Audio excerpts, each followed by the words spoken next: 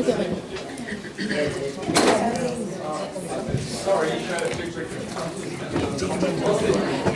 that's the one you commented on. Wow.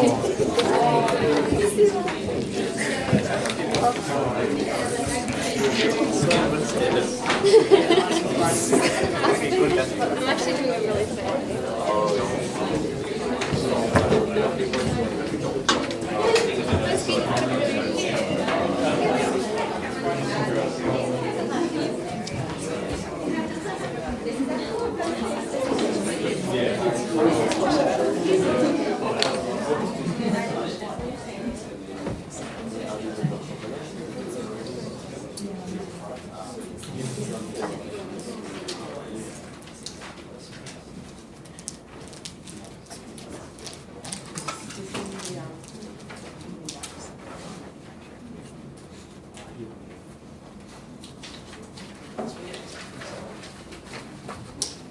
Our doing beta-galactosidase and the equine beta-galactosidase is a tertiary of 4 identical or 1023 amino acid chains. And each chain consists of 5 dominants, and each of the chain and the third of which is on a standard alpha or beta barrier that comprise most of the active site. And about the ion exchange chromatography, it's a process that allows the separation of ions and polar moleculars, and based on the affinity to the ion exchanger. And we also use any other technicals listed here. And why we choose it? Why we choose our technique? That was because of the availability of chemicals and resources. Of course, I want to thank Ron that he provided us with that. And the next thing was feasibility. Can that be process done in a lab?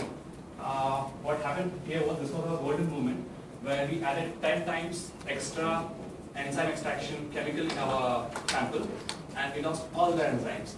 So from that moment onwards, we continued with the sample of group C. Next is time management, of course. And Anthony was very strict to us that every 45 minutes, okay, next do this, do this, do this. This is just a slide to explain what's good use of the rule of 7. This was changed. Very easy to get.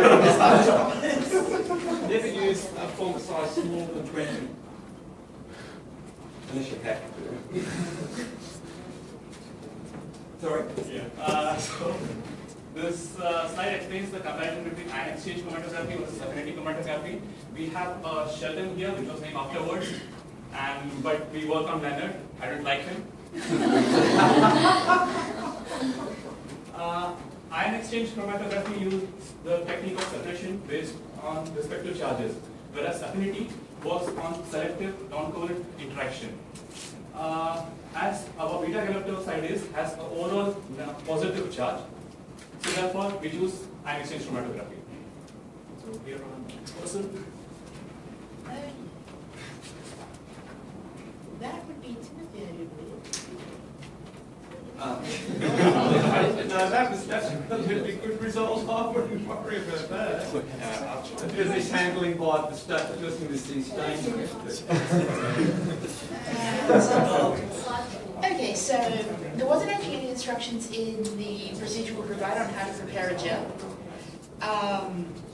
So we just used the thing that was provided in class for that, and I fucked up the PowerPoint, so that's not actually supposed to be there.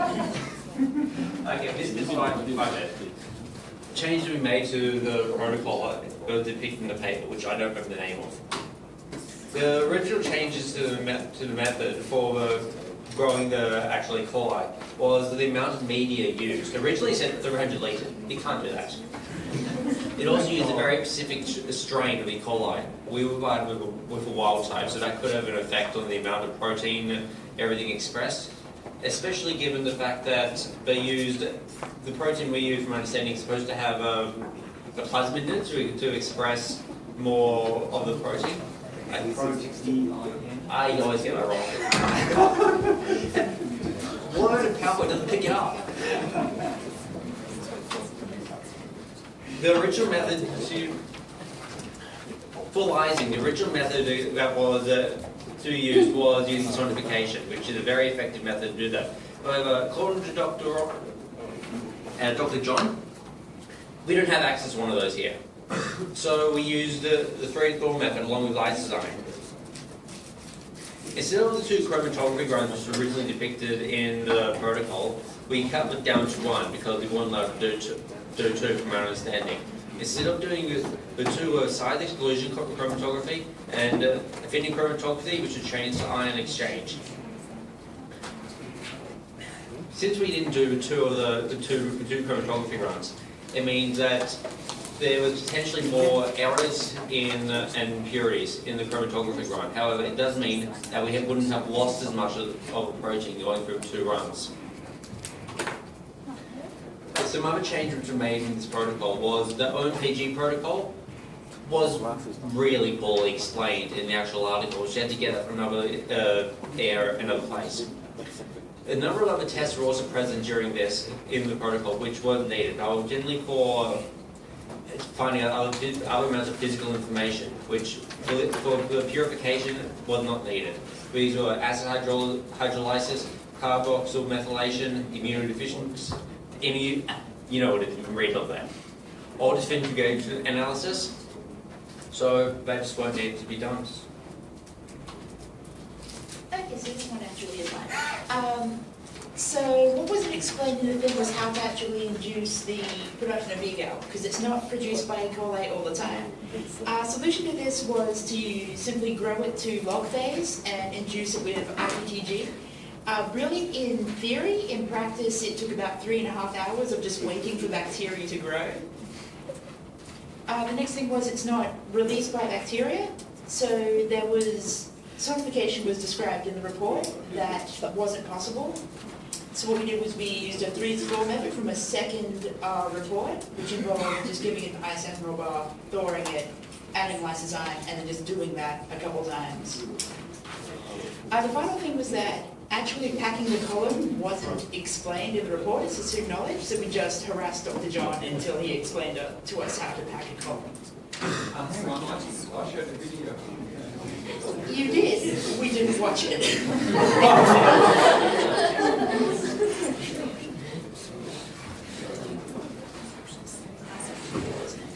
What, all of you didn't watch it? What were you doing? Trying to figure out how to get the actual machine to work.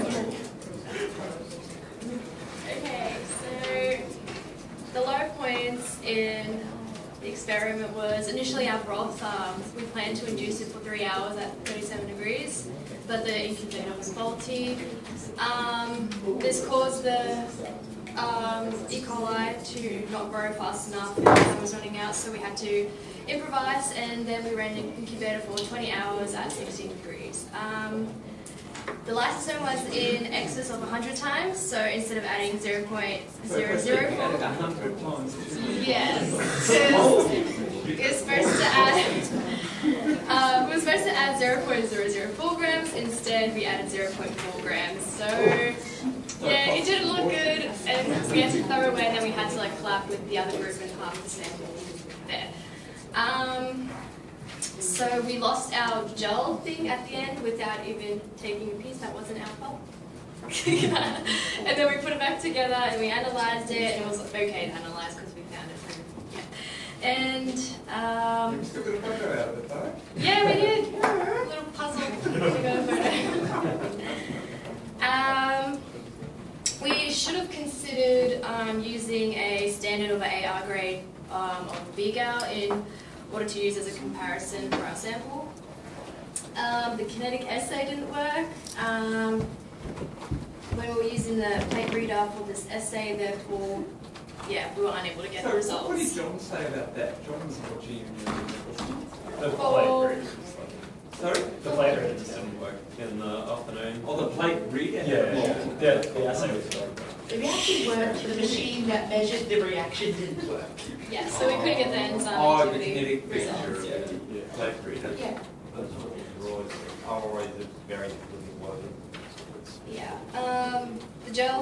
the gel failed to polymerize because the temp was off, so we had to repeat it, and then we increased it by 3 times.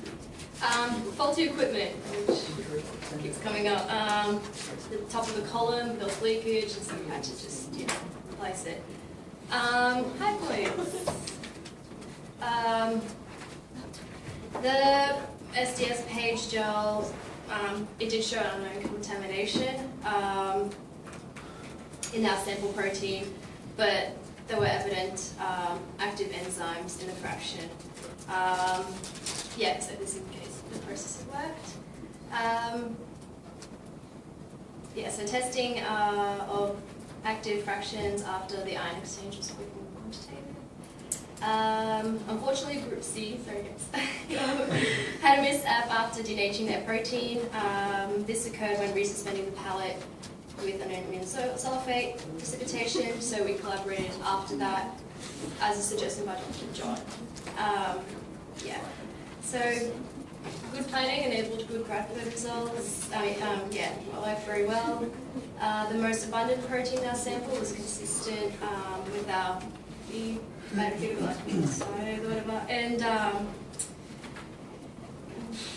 so when we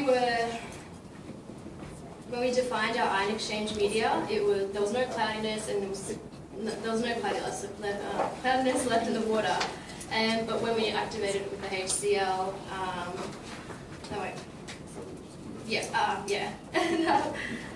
our enzyme buffer was added, and the media had turned like a really weird color, and like literally no one knew why. And so we just went with our instinct and just kept adding it, and eventually, let's add it more. And then we cleared up eventually, which we have no idea why that happened. That was really weird, but that's it. Alright, so just to run through the results quickly, that's the greater scale of our run. So you can see here the salt concentration. The absorbance reactors. Oh, I have it in the next slide. Sorry? I have it in the next slide. Oh, So this is our peak of interest, and that's just all the unbound proteins coming off just after the void volume. Yeah. So this is our peak of interest that we're looking at, and you can sort of see as it comes up, it's not reflected by any enzymatic activity. The peak is really flat. Yeah. So I think that's just because the salt just kicked in too quickly. We just needed a more gradual gradient of the salt kicking in. We call them the dip that was firmly packed. Oh, yeah. Because that's the sort of thing that happens when it's not packed properly. If it's not really firmly packed, all your peaks become very flat. I think going back, the salt just sort of, from the start of the salt kicking in to the end, it's only across a few fractions, so I think if we had slowed that down a bit, we would have got better resolution. It's nice when you can squash the graphs to make it look nice. Yeah. You probably all discovered that. You take a window of your graph, squeeze it together, all the peaks are higher, and it's like... Yeah. And there's just a couple of fractions in the peak, and that's quite common. Over here, we're just confirming there was no enzymatic activity in the unbound fraction. So basically, we got pretty specific binding, and apart from the resolution not being that good, it was okay. The Bradford was really good. We got good accuracy, all the right dilutions. So our protein concentration is pretty spot on. The enzymatic activity. So when the ONPG reacts, it turns yellow, and so you can see there was a colour change, but what's going on. yeah. And that's our 2 gels. So we've got the first gel there, loaded in 1/5 the concentration of the second gel, which sort of went on a bit of an adventure, but we got it back in the end. Is that the one in the cold room? Yeah, the one that was. Oh, you found missing. it? Yeah. So we had to piece back together. It was in a million pieces, but yeah. It was in a million pieces. I haven't touched it. No, it wasn't wrong. It wasn't wrong. Totally was wrong. So you can see there in lane 4. So telling the story, that's our lysate. This is post ammonium sulfate precipitation. and then this is post ion exchange. Can I just make a comment? That's exactly what you've got to do in your honors when you make the presentation. Don't put there and assume everyone knows what is it. So look, point out particular value. We think this is our protein here. Address them, introduce what's in each lane. You may even have codes up the top that people may not know that GH1 is growth hormone 1. People in the audience may not know what that is. Don't assume anything when you make a presentation because it's much more palatable to the audience. You introduce, what I've done here is I've run out into 3 fractions, explained what they are, these liquid markers, and good. Numbers here, see what I'm talking about? People straight away overlay your figures with A, B, C, D, pointing out particular things. And if you don't stand there and point to it, that's got a R next to it. See band R in the 4th lane? Yes, we're all looking at the same thing. Or use a laser pointer. So the general presentation technique, I like it. And just to take that a bit further, so you can see this band running up just above sort of 100 kilodaltons. It's not really that present, so we have sort of successfully concentrated it with the ion exchange. Yeah. So I think we're reasonably successful.